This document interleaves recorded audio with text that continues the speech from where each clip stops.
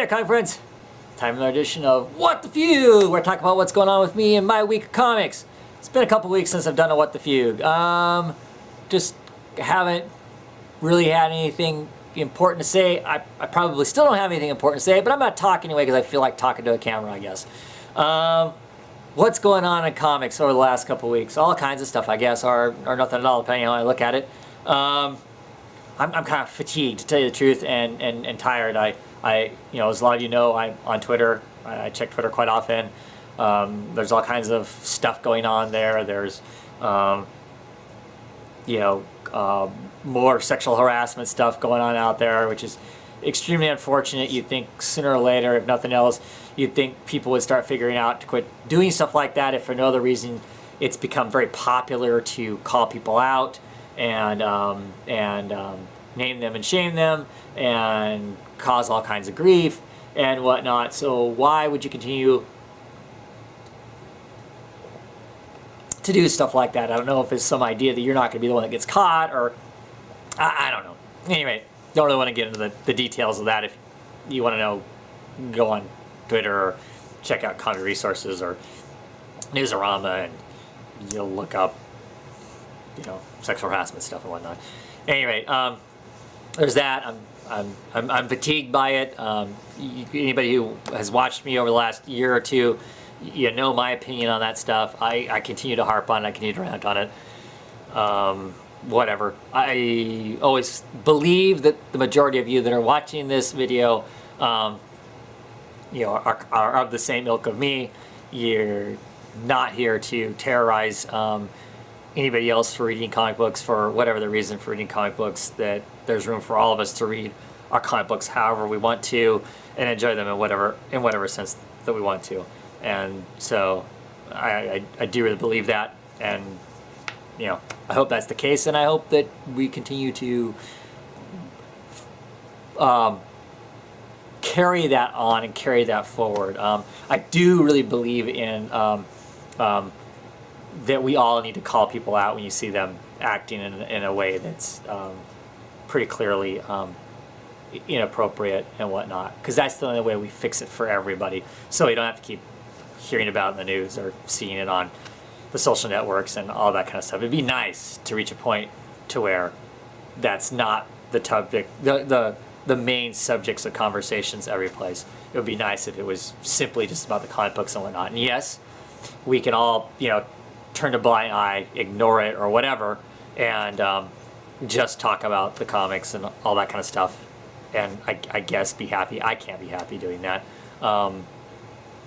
That doesn't solve the problem. I think hopefully we create a environment that's positive for everybody, and then we can get back to just having. We won't, like I said, this stuff won't come up, and it won't be, won't be what it is and has been and whatnot, and we can't just talk the books. I'm rambling on and probably shouldn't, because I don't want to go into details. Anyway, and of course, the other controversies that are out there right now. Spider-Woman, of course, is coming out with a new comic, and there's all kinds of craziness going on over the variant cover that's been put out by the thing. I'm sure most of you have seen it. If you haven't seen it, go to Google, type in Spider-Woman controversial cover. You'll get the cover up there. Take it for whatever you're worth, whether you like it or you don't like it. I don't think it's a great cover. Spandex doesn't work the way that it is, unless Spider-Woman's costume's changed, and now it's, every day when she goes to go out and be Spider-Woman, she paints on a costume. It doesn't work. In my opinion, that's not the artist's fault. The artist they hired, he's got 30 years of European erotica under his belt. That's his type of thing. I think it's strange that Marvel would hire somebody like that for a comic that the assumption would be is that this is another woman-led comic, with the assumption that hopefully that's going to appeal to a larger female fan base. Not that only women are going to read it, obviously, but that if you're going to create another female lead, there are lots of female comic book readers out there who are interested in reading more female-oriented comics, that they'd be excited to get that. And I think that to a large degree, that's going to chase off a lot of people. Not everybody. There are certainly women who think the cover's fine and whatnot. My biggest issue with it is that, like I said, spandex doesn't work that way. I know some people say that it's that she's in a ridiculous pose, and part of me says yes and no, but Spider-Man's in that kind of a pose a lot on a lot of covers, but of course his costume doesn't cling to his ass the way that it does for her. At any rate, I think the cover for the standard issue is horrific too, personally. I mean, Spider-Woman is missing her feet. She's missing the bottom part of her leg. The proportions, I know she's coming towards us. The proportions of her legs are totally jacked up.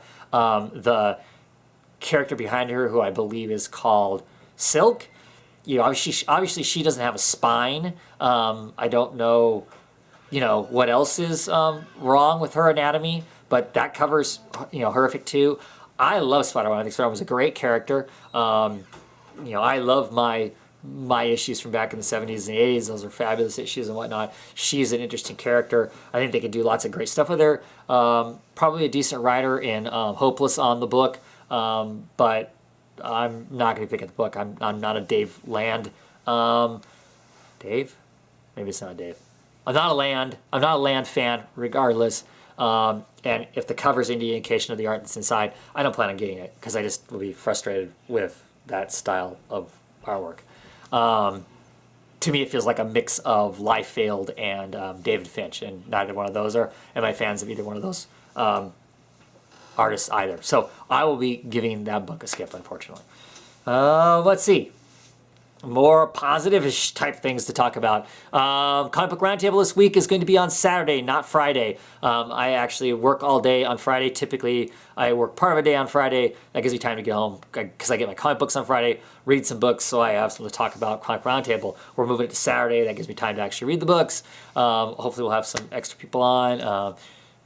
Hopefully, Jen is up to it. Maybe we'll see if we can get Sleepy Reader on. Maybe we can score a few other people to get on. And we'll talk some comic books on Saturday. So Saturday, same time, 6:30 Pacific, 9:30 Eastern time. But yeah, looking forward to that. That should be some fun. Let me think. Can't think of anything else that's really riveting wise as far as me and my comic books for the week or comic book type stuff that's going on. One more thing. You know, you may have seen me do the Ice Bucket Challenge, the ALS Ice Bucket Challenge. It's kind of spinning around the comic book community, which is great. It's awesome. You know, brings the awareness and whatnot. I've also kind of heard some rumblings about the fact that the whole Ice Bucket thing's kind of bullshit, and that it is like this year's version of the Harlem Shuffle and stuff like that. And I kind of want to talk a little bit more about that because I believe you're wrong. If you're thinking that, you know, some people are all just complaining, well, look, this doesn't, I mean, everybody's dousing themselves in ice water and not donating. And if everybody just does the ice water thing and doesn't donate, then it doesn't do anything. Well, first and foremost, it brings up awareness. Everybody's talking about ALS in some fashion or other. You know, those people who've never heard of it or Lou Gehrig's disease probably have looked up a little more on it or read a little bit more on it since then. And a fact is that you can go to the website now, look if you want to, because the criticisms around this. And I've also heard it on NPR and a couple other news stations when they've interviewed some of the people from the ALS Foundation, is that they've said that last year at this point, they had $1 million in donations is what they got last year. This year, up to this point already, since the Ice Bucket thing, they're at $15 million in donations. So that's a multiplier of 15. So that's huge. That's huge. So, you know, we're all having fun. It's fun to watch your friends douse themselves in ice water and be miserable. That's all fun and games. I had fun doing the video, and you know, I did donate some money. But whether you donate or not doesn't matter. And yeah, like I said, we're all having fun. But there actually is an impact. It's huge, and but whether you know it or not, there are actually people in this comic book community that ALS directs effectively or has directed effectively. Friends and family and stuff like that. So, you are helping out. You are helping out the greater community, for whatever you want to call that, however you want to see the greater community. So I just wanted to say that, those people who are kind of looking down on it, you don't have to participate, obviously, are saying that it's just kind of a fad and it's not doing anything. You're wrong in that sense, because we've got $1 million last year versus $15 million this year. So that's cool. That's a cool thing. Anyway, I hope everybody's having a great time reading the comics this week. I'm looking forward to getting mine. Some exciting stuff that's coming out. Fade Out is one of them. Trees. The Multiverse is coming out. And I've been starting to hear that that's like a love letter to Crisis on Infinite Earth by Grant Morrison. I'm excited for that, if that's it, because that is the event book.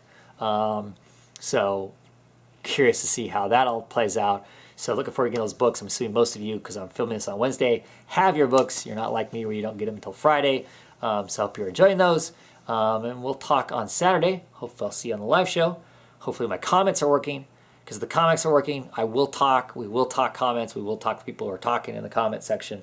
And we'll have a party of it. Anyway, catch you on Saturday.